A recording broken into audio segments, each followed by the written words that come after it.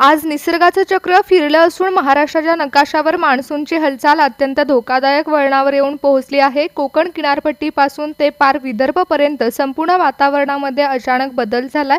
अरबी समुद्रातून प्रचंड बाष्प घेऊन येणारे वारे, समोर असलेली सह्याद्रीची भिंत आणि बंगालच्या उपसागरामध्ये अचानक तयार झालेली कमी दाबाची प्रणाली, या तिन्ही गोष्टींचा ट्रिपल अटॅक एकाच वेळी महाराष्ट्रावरती होत आहे।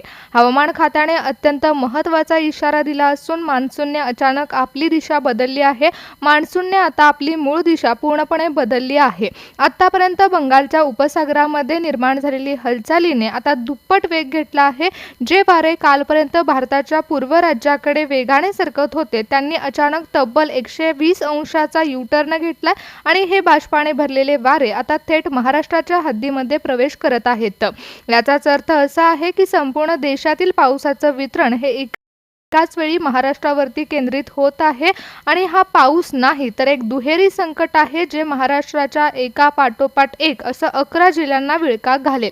अरबी समुद्राने आपली सर्व शक्ती महाराष्ट्राच्या किनारपट्टीवरती एकवटली आहे आणि तिथून प्रचंड बाष्प थेट पश्चिमेकडून कोकणच्या दिशेने धडकत आहेत। नेहमीच्या वेळी सह्याद्रीचे 800 ते 900 मीटर उंच कड्यांची रांग ही आता कोकणासाठी संरक्षण ठरत असते, परंतु आज परिस्थिती पूर्णपणे बदलली जाणार आहे। समुद्रावरून येणाऱ्या तुफान बाष्पयुक्त वाऱ्यांनी जेव्हा सह्याद्रीची भिंत अडवली जाणार आहे, तेव्हा त्यांना पुढे जायला मार्ग मिळणार नाही आणि ते ढग सह्याद्रीच्या कड्यांच्या तिथे फेकले जातील आणि तिथूनच अरबी समुद्रातून मिळणारी अथांग ऊर्जा घेऊन हे ढग स्वतःमध्ये बाष्प साठवणार आहेत, ज्यामुळे अवघ्या काहीच मिनिटांमध्ये ढगफुटी सदृश्य पाऊस त्या ठिकाणी पडणार आहे। पण हे संकट फक्त कोकणापुरतच मर्यादित नाहीये, तर बंगालच्या उपसागरातून यू टर्न मारून आलेले वारे विदर्भाच्या सीमा ओलांडून मराठवाड्याच्या दिशेने वेगाने सरकत आहेत।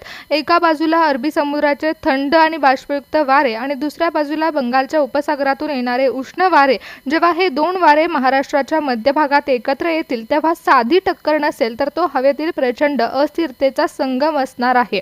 जेव्हा हे वारे मराठवाड्याच्या आणि विदर्भाच्या जमिनीवर आदळतील, तेव्हा आकाशामध्ये विजांचा भयंकर कडकडाट होईल। ताशी 60 किलोमीटर वेगाने वादळी वारा देखील सुटेल आणि हा पाऊस ढगफुटी सदृश्य असणार आहे। विजा देखील पटीने जास्त पडणार आहेत आणि त्यामुळेच परिस्थितीची गंभीरता ओळखून हवामान खात्याने 11 जिल्ह्यांचे 3 प्रमुख धोक्याच्या गटामध्ये विभाजन केले। यामध्ये तुमचा जिल्हा कोणत्या धोक्याच्या गटामध्ये येतोय हे देखील पहा, कारण पहिल्या गटामध्ये ढगफुटी सदृश्य पावसाचा रेड अलर्ट आहे, तर दुसऱ्या गटामध्ये विजांचा तांडव आणि नदी नाल्यांमध्ये वाढणारी पातळी असा भयंकर धोका आहे। ज्यामध्ये आता 70 किलोमीटर वेगाने वाऱ्याचा धोका हा तिसऱ्या गटामध्ये असू शकतो।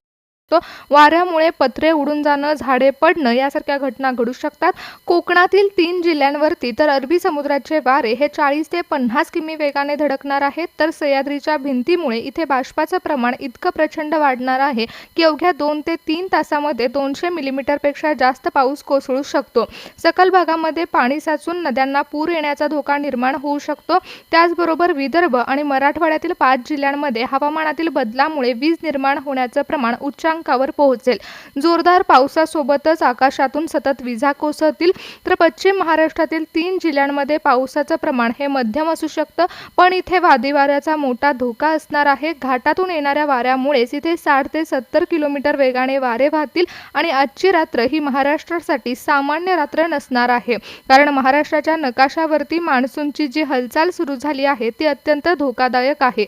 कोकणच्या किनाऱ्यापासून ते विदर्भ, मराठवाडा आणि खानदेशापर्यंत संपूर्ण राज्याचं वातावरण एका रात्रीमध्ये पूर्णपणे पालटून जाणार आहे, कारण मान्सूनच्या वाऱ्याची दिशा आणि त्याचा वेग हा आता पूर्णपणे बदलला आहे। आतापर्यंत जे वारे वाहत होते त्या वाऱ्यांचा वेग आता दुप्पट झालाय। बंगालच्या उपसागरातून तसेच अरबी समुद्राच्या मध्य भागातून तयार होणाऱ्या चक्रीवादळाची ऊर्जा ही आता दुप्पट झाली आहे। समुद्राच्या मध्यभागी कमी दाबाच्या पट्ट्याचं रूपांतर एका तीव्र चक्रीवादळामध्ये होत आहे आणि तिथून निघणारे प्रचंड बाष्पयुक्त वारे सरळ पश्चिमेकडून ताशी 70 किलोमीटरच्या वेगाने कोकणच्या किनारपट्टीवरती आदळत आहेत। हे वारे मध्यरात्री सह्याद्रीच्या भागामध्ये 800 ते 900 मीटर उंच कड्यांना धडकणार आहेत, तेव्हा अंधारात या ढगांना पुढे सरकायला रस्ताच मिळणार नाही आणि हे ढग उंच कड्यांवर धडकून चक्रीवादळाची ऊर्जा सामावून घेतील। त्या कारणामुळेच मध्यरात्री 2 ते 4 या 2 तासामध्ये ढगफुटी सदृश्य पावसाचा इशारा देण्यात आला। पण हे संकट फक्त कोकणामध्ये येते असं नाही, तर अरबी समुद्रातील चक्रीवादळाचं वारं हे पूर्वेकडून आलेले उष्ण वारे आणि जेव्हा मध्यरात्री महाराष्ट्राच्या मध्य भागामध्ये एकत्र येतील तेव्हा त्याचा फटका हा मराठवाड्यामध्ये देखील बसणार आहे। रात्रीच्या अंधारामध्ये आकाशात विजांचा भयंकर कडकडाट होणार आहे। परिस्थितीचं गांभीर्य ओळखूनच हवामान खात्याने महाराष्ट्रामध्ये 11 जिल्ह्यांना सतर्कतेचा इशारा दिला। पहिल्या 3 जिल्ह्यांमध्ये अरबी समुद्रातील चक्रीवादळाचा थेट प्रभाव पडणार आहे। मध्यरात्री 2 ते 5 च्या दरम्यान एका तासात तब्बल 100 ते 150 मिलीमीटर पाऊस कोसळू शकतो, ज्यामुळे नद्यांच्या पाणी पातळीमध्ये वाढ होणार आहे। त्याचबरोबर विदर्भातील 5 जिल्ह्यांमध्ये मध्यरात्री सुमारास आकाशामध्ये विजांचा कडकडाट जोरदार होईल, सोसाट्याचा वारा सुटणार आहे आणि ढगांचा प्रचंड गडगडाट, वादळी वाऱ्यासह पाऊस पडणार आहे। महाराष्ट्रामध्ये सतर्कतेचा इशारा देत असताना हवामान खात्याने जी 11 जिल्ह्यांची यादी जाहीर केली आहे त्यातील महत्त्वाच्या 3 जिल्ह्यांमध्ये मध्यरात्री घाटातून येणारी थंड हवा आणि तुफान वाऱ्यामुळे वीज पुरवठा खंडित होण्याचा धोका देखील उद्भवू शकतो, कारण वातावरणातील हे चक्र वेगाने फिरू लागले आणि ढगफुटी सदृश्य पाऊस आणि चक्रीवादळाचे वारे आदळत आहेत। काही ठिकाणी तर ढगफुटी सदृश्य पाऊस पडणार आहे, परंतु वादळी वाऱ्यामुळे अनेक ठिकाणी झाडे पडणं तसेच विजेचे खांब कोसळणं अशा घटना देखील घडू शकतात। रात्रीच्या वेळी विजांचा कडकडाट आणि सोसाट्याचा वारा प्रचंड वाढणार असल्यामुळेच तुमची जनावरं जर उघड्यावर बांधत असाल तर त्यांना सुरक्षित ठिकाणी ठेवा। त्याचबरोबर मध्यरात्री बाहेर पडू नका अशा सूचना देखील देण्यात आल्या। आतापर्यंत जे वारे हळूहळू वाहत होते त्यांनी अचानक आपला वेग दुप्पट आणि तिप्पट केला असून ताशी 70 ते 80 किलोमीटरचं तुफान वेगाने वारे महाराष्ट्राच्या सीमेमध्ये घुसत आहेत। आंध्र आणि तेलंगणाकडे जाणारे बाष्प आणि ओव्हरलोड झालेले वारे अचानक 120 अंशातून फिरले जात आहेत। थेट महाराष्ट्रावरती ते धडकले जाणार आहेत।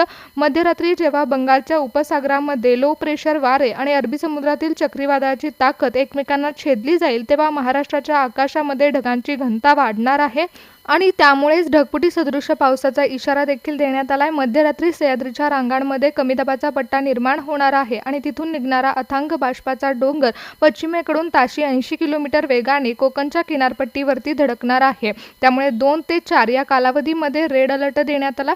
कोकणातील 3 जिल्ह्यांमध्ये रेड अलर्ट आहे, कारण पालघर, रायगड आणि रत्नागिरी या 3 जिल्ह्यांवर मध्यरात्रीचा अटॅक सर्वात घातक असणार आहे। मध्यरात्री 1 ते 4 च्या दरम्यान अरबी समुद्रातील चक्रीवादळाचे वारे हे 80 किलोमीटर वेगाने थेट पालघर आणि रायगड जिल्ह्याच्या किनाऱ्यावरती आदळतील। समुद्रावरून येणारा अथांग बाष्पाचा साठा सह्याद्रीच्या पर्वतरांगांना धडकेल तेव्हा तिथे ढगफुटी सदृश्य पाऊस कोसळणार आहे। रत्नागिरीच्या सागरी किनारपट्टीवर समुद्राच्या प्रचंड लाटा उसळतील। चिपळूण, खेड परिसरातील नद्यांच्या पाणी पातळीमध्ये वाढ होणार आहे। या 3ही जिल्ह्यातील नागरिकांनी रात्री सतर्क राहावं। त्यानंतर दुसऱ्या गटात येतात ते विदर्भातील आणि मराठवाड्यातील 5 जिल्हे। नागपूर, चंद्रपूर, गडचिरोली, छत्रपती संभाजीनगर आणि नांदेड या 5 जिल्ह्यांमध्ये मध्यरात्री पावसापेक्षाही जास्त धोका हा कोसळणाऱ्या विजांचा असणार आहे। नागपूर आणि चंद्रपूर तसेच गडचिरोली या विदर्भातील 3 जिल्ह्यांमध्ये बंगालच्या उपसागराकडून आलेले वारे मध्यरात्री 2 वाजल्यानंतर प्रचंड धुमाकूळ घालतील। वातावरणातील प्रचंड अस्थिरतेमुळे आकाशात विजांचा भयंकर कडकडाट होईल। रात्रीच्या अंधारामध्ये आकाशामध्ये एकापाठोपाठ एक विजा जमिनीवर कोसळतील। मराठवाड्यातील छत्रपती संभाजीनगर, नांदेड या 2 जिल्ह्यांमध्ये पूर्वेकडून आलेले उष्ण वारे आणि पश्चिमेचे थंड वारे एकत्र आल्यामुळे रात्री जोरदार वादळी पावसाची नोंद होणार आहे। ताशी 60 ते 70 किलोमीटर वेगाने वारे वाहतील, त्यामुळे कच्च्या घराचे पत्रे उडून जाण्याचा धोका निर्माण होतो। तर तिसऱ्या गटामध्ये पुणे, ठाणे आणि नाशिक या 3 प्रमुख जिल्ह्यांचा समावेश आहे। इथे पावसाचं प्रमाण कदाचित मध्यम असेल, पण मध्यरात्रीची खरी भीती ही सोसाट्याच्या वादळी वाऱ्याची असणार आहे। सह्याद्रीच्या घाटातून येणारे अतिवेगवान थंड वारे मध्यरात्री ठाणे आणि नाशिक जिल्ह्यावर आक्रमण करतील। नाशिकच्या घाटमाथ्यावरती आणि ठाण्याच्या शहरी भागामध्ये ताशी 60 ते 70 किलोमीटर वेगाने वादळी वारा निर्माण होणार आहे। जुळणी, झाडं पडणं आणि विजेचे खांब पडणं यासारखा धोका उद्भवू शकतो। पुणे जिल्ह्यातील घाटमाथ्यावर विशेषतः लोणावळा, खंडाळा या परिसरामध्ये मध्यरात्री ढग अडकून राहतील, यामुळे घाटातील रस्त्यावर धोका निर्माण होणार आहे। रस्त्यांवरती पाणी साचणं ही परिस्थिती निर्माण होऊ शकते। रस्त्यावर पाण्याचे लोट वाहू लागतील आणि दरडी कोसळण्याचा धोका देखील उद्भवू शकतो। मध्यरात्री 12 ते 5 हा कालावधी 11 जिल्ह्यांसाठी सतर्कतेचे असेल, कारण 11 जिल्ह्यांमध्ये चक्रीवादळाचे आणि मान्सूनच्या बदलाची महाप्रणाली मध्यरात्रीच्या अंधारामध्ये महाराष्ट्राच्या हद्दीतून प्रवास करणार आहे।